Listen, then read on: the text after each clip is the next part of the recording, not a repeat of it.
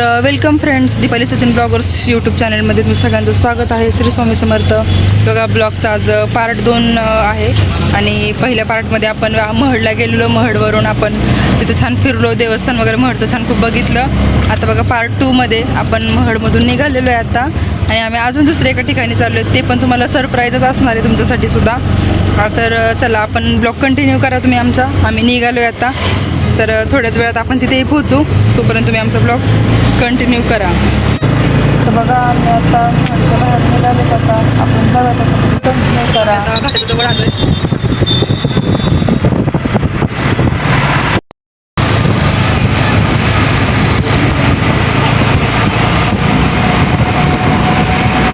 तर फ्रेंड्स बघा, आता आपण पोचले खोपोलीमध्ये. तर पुढे बघा खोपोली चौक लागतो इथे. आता आतमध्ये आपण आलो आहेत आता खोपोलीच्या. इथे बघा मी तुम्हाला छत्रपती शिवाजी महाराज आहेत त्यांचं तुम्हाला मी मूर्ती दाखवते इकडं. ह्या चौकाला नावच आहे छत्रपती शिवाजी महाराज म्हणून. ते बघा आपले महाराज.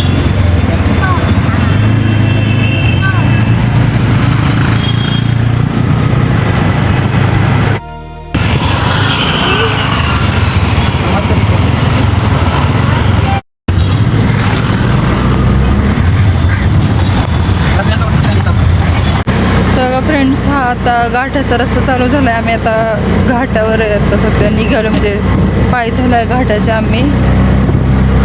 तर बघा आपण आता कुठे चाललो आहे तुम्हाला थोड्याच वेळात समजेलच. आता कुठे चाललो आहे ते पण थोडंसं अंतर राहिलं आहे आता तिथं जाण्यासाठी.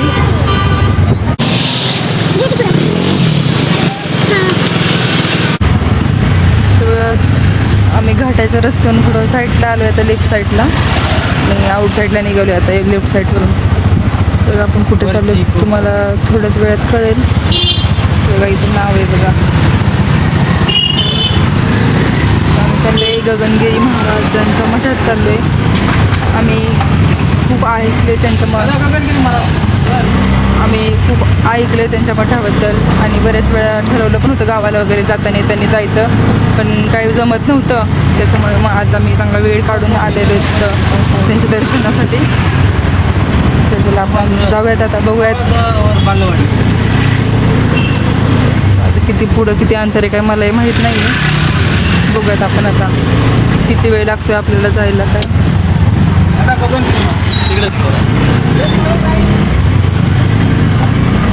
आम्ही एक जणांना विचारलं गगनगिरी महाराजांचा मठ कुठे आहे म्हणून.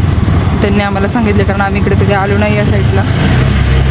डायरेक्ट आम्ही हायवेनी खोपोलीतून डायरेक्ट आम्ही घाटालाच जायचो गावाला जाताना. त्यांनी इकडे नव्हतं आलो या साईडला. बघा आम्ही आता निघाले चालू आहे रस्त्याला. वरती बघा पूर्ण घाट दिसतोय सगळा, खूप उंच आहे घाट. बघा मी घाटाचाही व्हिडिओ माझ्या आधीचा जो चॅनल आहे माझा दीपाली सचिन ब्लॉगर्स, म्हणजे माझा जो इतक्या दिवस चॅनल माझा ब्लॉग झाला त्याच चॅनलवर माझा पहिला घाटाचाही व्हिडिओ आहेत. मी गावाला वगैरे जाताना कधी अपडेट केले त्याच्यावरती पण ब्लॉग टाकलेले आहेत, तुम्ही ते चेक करा. ते तुम्हाला मुंबईचा घाट आहे तो तुम्हाला नक्की बघायला भेटेल.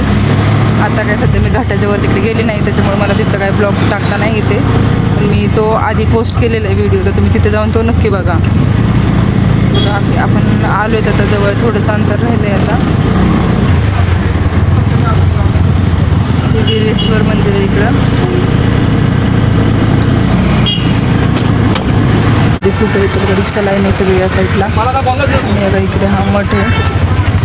चला आपण आता आधी गाडी पार्किंगला लावूयात आणि मग नंतर आतमध्ये जाऊयात. आता बघा आम्ही आता मठामध्ये आलो, तिथं गाडी इकडे बघा तिकडे पार्किंग केली आहे. एक गाडी, मला घरच्या गायांची भीती वाटते, बाहेरच्या गायांची तर जास्तच भीती वाटते मला.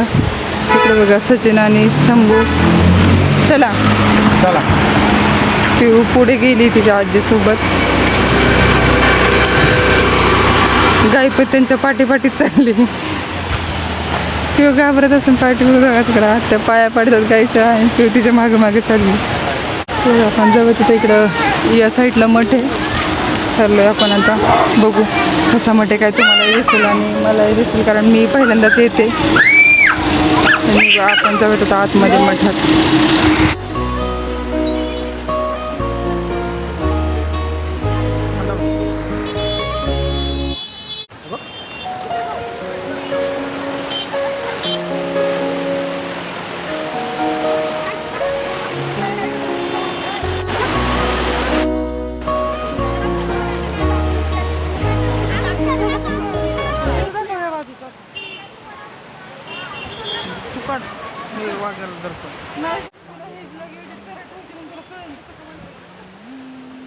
तर बघा आम्ही आता आतमध्ये दर्शनासाठी आलो आहेत. आता इथं मेन गेटच्या आत आलो.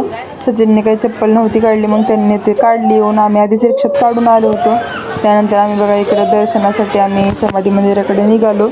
तिथे बघा आम्हाला इथं गार्डन दिसलं. गार्डनचं काम चालू आहे छोटंसं काहीतरी, त्याच्यामुळं कंपाऊंड लावले नाही. तर खूप छान गार्डन. त्यानंतर आम्ही सगळ्यांनी इथे पाय धुतले आधी पटकरनं. पाय धुतल्यानंतर मग आम्ही आतमध्ये जाण्यासाठी निघालो पुढे. तर खरंच मंदिराचा जो परिसर आहे तो खूप मोठा आणि छान आहे. मला तर खूप जास्त मंदिर आवडलं. आतमध्ये आलेलं तितकं एंट्रीमध्ये तितकं छान दिसलं ना सगळं, त्यामुळं खरंच खूप मस्तच आहे सगळं. इथे बघा खूप छान असे म्हणजे बोर्ड वगैरे लावलेत, कधी कोणती काय पूजा वगैरे काय आरती वगैरे सगळ्याची इथं मस्त माहिती दिलेली आहे. आम्ही इथून बघा आता लेफ्ट साईडला आतमध्ये आल्यावर मोठा हॉल आहे, छान असा खूप मोठा हॉल आहे. इथं भरपूर लोक बघा दर्शन घेऊन बसलेले पण आहेत आणि काही जण उभे आहेत. तर पुढं तिथं महाराजांचा मोठा असा चौफळ आहे तिथं आणि त्याच्यावर त्यांचं आसन पण आहे, पावले पण आहेत त्यांचे तिथे आणि त्यांचा खूप मोठा फोटो आहे. तर ते आम्ही सगळं दर्शन घेतल्यानंतर मला सगळं माहीत झालं आहे सगळं.